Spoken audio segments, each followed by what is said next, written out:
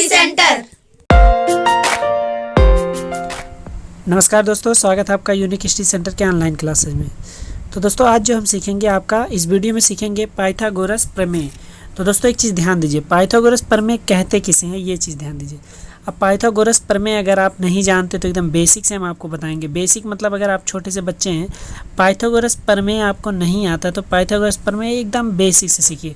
दोस्तों एक चीज़ और बता दें, ये जो पाइथागोरस प्रमेय है ये आपके मैथ में लगभग 30% स्थानों पर प्रयोग होता है। कितने? 30% स्थानों पर मैथ में प्रयोग होता है। मतलब मैथ में 30% चीज़ों में पाइथागोरस प्रमेय का प्रयोग होता है और उसका प्रयोग हर उस जगह पे होता है जहाँ एक समकोण त्रिभुज रहता है। क्या रहता है? समकोण त्रिभुज। ये जो आपका त्रिभुज है कैसा त्रिभुज है? समकोण है। क्या है? समकोण है। समकोण त्रिभुज है। समकोण को राइट एंगल ट्रायंगल भी बोलते हैं, ठीक ना। तो ये समकोण त्रिभुज है। तो इस समकोण त्रिभुज में देखेंगे हम लोग तीन चीज़ें दिख रही हैं, तीन भुजाएं, एक ये, एक ये, एक ये। तो दोस्तों याद रखिए 90 अंश के जो सामने की भुजा होती है ये 90 अंश का कोण बनता है। तो इसको हम लोग क्या बोलते हैं? कर्ण बोलते हैं। क्या बोलते हैं? कर्ण। अंग्रेजी में इसको बोला जाता है हाइपोटेनियस, ठीक ना। क्या बोला? हाइपोटेनियस। और अगर हम यहाँ नीचे देख रहे हैं, नीचे ये वाला साइड है नीचे, तो इसके क्या बोलेंगे? आधार बोलेंगे। क्या बोलेंगे दोस्तों? आधार। इंग्लिश में इसको बोलते हैं बेस। क्या बोलते हैं? बेस। और ये जो सीधा गया ना एक खंबे की तरह, इसको हम लोग बोलते हैं लंब। क्या बोलते हैं? लंब। इंग्लिश में इसको बोलते हैं परपेंडिकुलर। क्या बोलते हैं दोस्तों? परपेंडिकुलर बोलते हैं। तो पाइथागोरस प्रमेय का उपयोग यही होता है। पाइथागोरस प्रमेय होता क्या है देखिए, आज पाइथागोरस प्रमेय आप पूरा वीडियो लास्ट तक देखिएगा, खूब आसानी से समझ में आ जाएगा और आपको फिर पाइथागोरस प्रमेय पढ़ने की ज़रूरत नहीं पड़ेगी। आपको आसानी से सारे पाइथागोरस प्रमेय आ जाएंगे। तो चलिए दोस्तों सबसे पहले ये जान लीजिए पाइथागोरस प्रमेय थे कौन। तो पाइथागोरस थे एक इंसान ही थे, एक साइंटिस्ट थे जो कि गणित में अच्छा दिलचस्पी रखते थे। तो पाइथागोरस प्रमेय, उन्होंने पाइथागोरस प्रमेय दिया, कहा कि अगर कोई भी समकोण त्रिभुज है, कोई भी समकोण त्रिभुज है तो उसके कर्ण का स्क्वायर, मतलब उसका कर्ण का स्क्वायर जो है उसके आधार के स्क्वायर और लंब के स्क्वायर के बराबर होगा। तो ये समझेंगे कैसे? तो दोस्तों यहाँ पे क्या बनाते हैं, हम एक और त्रिभुज बनाते हैं आसानी से आपको समझाने के लिए। देखिए ये बना दिया हमने 90 अंश का कोण। तो ये दोस्तों हो गया आपका कर्ण। क्या हो गया? कर्ण हो गया। ये आप क्या हो गया? आधार। ध्यान से समझिएगा, ये आपका हो गया लंब।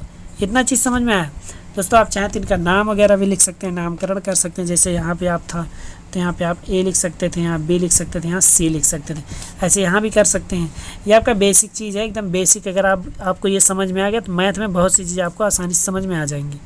तो चलिए देखिए आप क्या करते हैं दोस्तों, इतना जानने के बाद लंब, कर्ण और आधार, तो उन्होंने बताया अगर ये जो कर्ण है, कर्ण को अगर एक वर्ग मान लिया जाए, एक वर्ग, तो इस कर्ण के बराबर का जो वर्ग का क्षेत्रफल होगा, कर्ण के बराबर के वर्ग का क्षेत्रफल होगा वो आधार के, ये आधार के और ये लंब के, आधार के और लंब के जो वर्ग बनेगा आधार से और लंब से, इन दोनों के क्षेत्रफलों के योग के बराबर होगा। अब इनका जो क्षेत्रफल होगा वो दोस्तों क्या होगा? तो आधार का स्क्वायर, मतलब ये आधार जो है ये इतना। तो इन्होंने कहा कि इसके लिए एक फार्मूला तैयार किया इन्होंने कहा कर्ण का स्क्वायर बराबर, कर्ण का स्क्वायर बराबर होगा हमेशा आधार के स्क्वायर, आधार के स्क्वायर प्लस लंब के स्क्वायर। लंब के स्क्वायर के क्या होगा? बराबर होगा। मतलब आधार के स्क्वायर और लंब के स्क्वायर के बराबर होगा। तो दोस्तों एक चीज़ ध्यान दीजिए, अगर कर्ण का स्क्वायर जो है आधार के स्क्वायर और लंब के स्क्वायर के बराबर है, मतलब ये जो आधार है, आधार का जो क्षेत्रफल है और लंब का क्षेत्रफल, इन दोनों को जोड़ा जाएगा तो कर्ण के क्षेत्रफल के क्या होगा? बराबर आएगा। तो ये तो सही है, इन्होंने ऐसा कहा। तो अब इसको हम लोग यूज कैसे करते हैं, ये चीज़ देखिए, ये आप ट्रिग्नोमेट्री में भी प्रयोग करते हैं। तो अभी एक हम आपको और बनाते हैं, यहाँ पे एक त्रिभुज और बनाते, कैसा? समकोण त्रिभुज, ठीक ना। तो ये दोस्तों हम बना दिए, ये समकोण त्रिभुज बना दिए। ये बना दिए 90 अंश। ये हमारे सामने वाले भुजा क्या? कर्ण है, लेकिन इसमें नाम लिखेंगे ए बी सी। तो हमारे कर्ण कौन सी भुजा है? ये लिखेंगे कर्ण बराबर। चलिए एकदम ध्यान से समझिएगा दोस्तों, ठीक है। तो यहाँ क्या लिखेंगे? यहाँ लिखेंगे कर्ण। तो ये देखिए यहाँ हमारा कर्ण क्या है? कर्ण। कर्ण बराबर क्या है? ए सी है, ठीक है ना। आधार क्या है? आधार बराबर हमारा क्या है? बी सी है। और लंब हमारा क्या है? लंब हमारा क्या है? ए बी है। कर्ण को बोलते हैं हाइपोटेनियस, आधार को बोलते हैं बेस और लंब को बोलते हैं परपेंडिकुलर। सर्कुलर, ठीक है ना, इतनी चीज़ें बोलते हैं। तो अब अगर इस तरीके से लिखा जाए इस सीरीज से, तो कर्ण का स्क्वायर बराबर होता है आधार के स्क्वायर प्लस लंब के स्क्वायर के। तो कर्ण का स्क्वायर मतलब ए सी का स्क्वायर बराबर क्या होगा, आधार का स्क्वायर मतलब बी सी का स्क्वायर प्लस ए बी के स्क्वायर के बराबर होगा, ठीक है ना। इन्होंने यही कहा, तो उम्मीद करते हैं ये चीज़ें आपको समझ में आ गई होंगी। अब क्या करते हैं दोस्तों, यहीं पर अगर आपको कर्ण निकालना रहेगा तो क्या होगा, आधार निकालना रहेगा तो क्या होगा, और लंब निकालना रहेगा तो क्या होगा। तो चलिए आइए एक सवाल लेते हैं, ठीक है ना। सवाल क्या लेते हैं, चलिए ये आपका एक त्रिभुज बनाते हैं, त्रिभुज छोटा सा, ठीक है ना। इसको लिखते हैं 3, इसको 4। तो ये हमको बताना ये कितना होगा, कर्ण कितना होगा। तो ये 90 अंश का, तो कर्ण बराबर देखिए, तो कर्ण का स्क्वायर बराबर क्या होता है, आधार का स्क्वायर, आधार का स्क्वायर प्लस लंब का स्क्वायर, यही तो होता है ना। तो चलिए कर्ण बराबर निकालना, आधार कितना है 3, 3 का स्क्वायर प्लस 4 है तो 4 का स्क्वायर।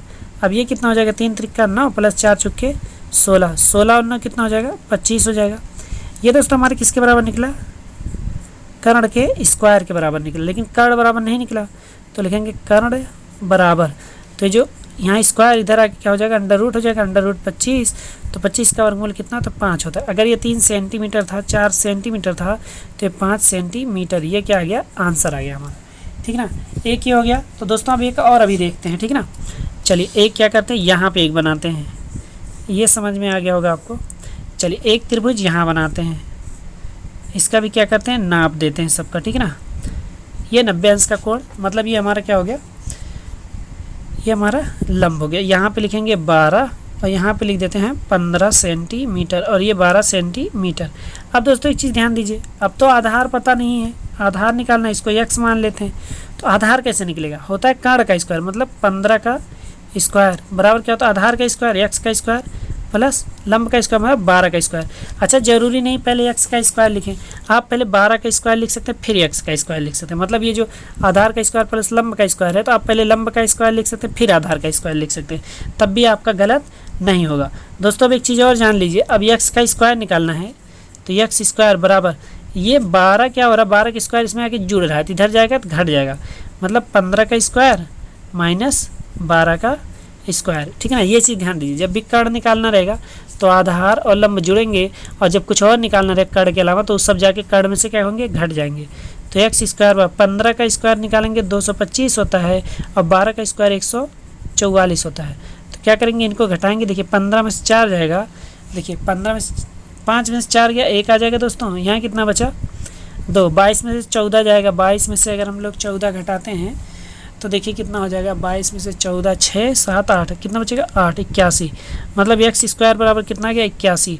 तो x बराबर दोस्तों कितना आ जाएगा, अंडर रूट में 81, और हम जानते हैं 81 का जो वर्गमूल होता है वो 9 होता है, आता तो प्लस माइनस का 9 है, लेकिन हमको 9 लेके आना है, तो आ जाएगा x बराबर 9 सेंटीमीटर, ठीक है ना। तो 9 सेंटीमीटर हमारा क्या हो गया, आंसर आ गया। तो उम्मीद करते हैं दोस्तों पाइथागोरस प्रमेय समझ में आ गया, काफ़ी आसानी से, कुछ भी नहीं था दोस्तों, ये आपका बहुत ही आसान है। ऐसे ही आप ढेर सारे क्वेश्चन लगा सकते हैं, जहां अगर पाइथागोरस प्रमेय नहीं समझ में आया तो आप हमको कमेंट करके बताइए, हम आपको दोबारा उसको समझाएंगे। याद रहे ये आपका पाइथागोरस प्रमेय आपका क्लास 6, देखिए 6 तो नहीं होता है, लेकिन 7, 8, 9th, 10th, 11 और 12th, इतनी चीज़ों में आपको पाइथागोरस प्रमेय का प्रयोग जरूर होगा, और ये मैथ में 30% रहता है। साथ में आप लोग इसका ट्रिपलेट भी पढ़ेंगे, ट्रिपलेट एक होता है, तो अगर कोई n विषम संख्या है तो n रहेगा, फिर ये n के बाद रहेगा n प्लस 1/2 ऐसे रहेगा, फिर n स्क्वायर रहेगा, n स्क्वायर प्लस 1/2, और उसके बाद एक रहेगा, ये देखिए ये सबसे बड़ी भुजा होगी, मतलब इस तरीके से रहेगा, देखिए याद हमको n, और दूसरा रहेगा n स्क्वायर माइनस 1/2, और दूसरा क्या रहेगा, उसके बाद वाला क्या रहेगा n स्क्वायर प्लस 1/2, मतलब ये आपका क्या हो जाएगा, छोटी भुजा, उसके बाद बड़ी भुजा, फिर सबसे बड़ी भुजा, मतलब ये आपका कर्ण होगा। ये हमेशा विषम के लिए होगा, किसके लिए, विषम के लिए ऐसा होता है। तो चलिए दोस्तों उम्मीद करते हैं आपको पाइथागोरस प्रमेय समझ में आ गया होगा। तो देखिए एक चीज़ ध्यान दीजिए, यहाँ पे दो और लगा देते हैं, 2 फार्मूले। अगर आपको लंब निकालना है, लंब का स्क्वायर, अगर लंब का स्क्वायर आपको निकालना है तो आपका हमेशा कर्ण के स्क्वायर में से क्या होगा, आधार घट जाएगा, आधार का स्क्वायर क्या करेंगे, घटा देंगे, वहीं जब आपको आधार निकालना होगा, आधार का स्क्वायर, तो ये भी क्या होगा, कर्ण का स्क्वायर माइनस लंब का स्क्वायर। ठीक है दोस्तों, ये चीज़ याद रखिएगा हमेशा, केवल कर्ण के लिए आधार का स्क्वायर प्लस लंब का स्क्वायर जुड़ेगा, बाकी कुछ निकालना रहेगा तो कर्ण के स्क्वायर में से क्या होगा, घटेगा। और स्क्वायर जब इस तरफ रहता है, बराबर के उधर जाता है तो अंडर रूट बन जाता है। अंडर रूट बनाने के बाद हम उसका क्या करते हैं, वर्गमूल निकाल लेते हैं। तो ये देखिए जैसे 5 आया, यहाँ देखिए आप जैसे 9 आया, ये सब क्या किया, 9 जो है 81 का वर्गमूल था। तो चलिए दोस्तों, उम्मीद करते हैं पाइथागोरस प्रमेय समझ में आ गया। समझ में आ गया तो आप वीडियो पे कमेंट करके बताइए कि हाँ सर समझ में आ गया है। ठीक है ना दोस्तों, नहीं समझ में आया तभी बताइए, हम उसको दोबारा समझाएंगे आपको। ठीक है ना, चलिए मिलते हैं आपसे आपके अगले कॉन्सेप्ट में। तब तक के लिए बने रहिए यूनिक हिस्ट्री सेंटर के साथ। बाय बाय, टेक केयर, जय हिंद।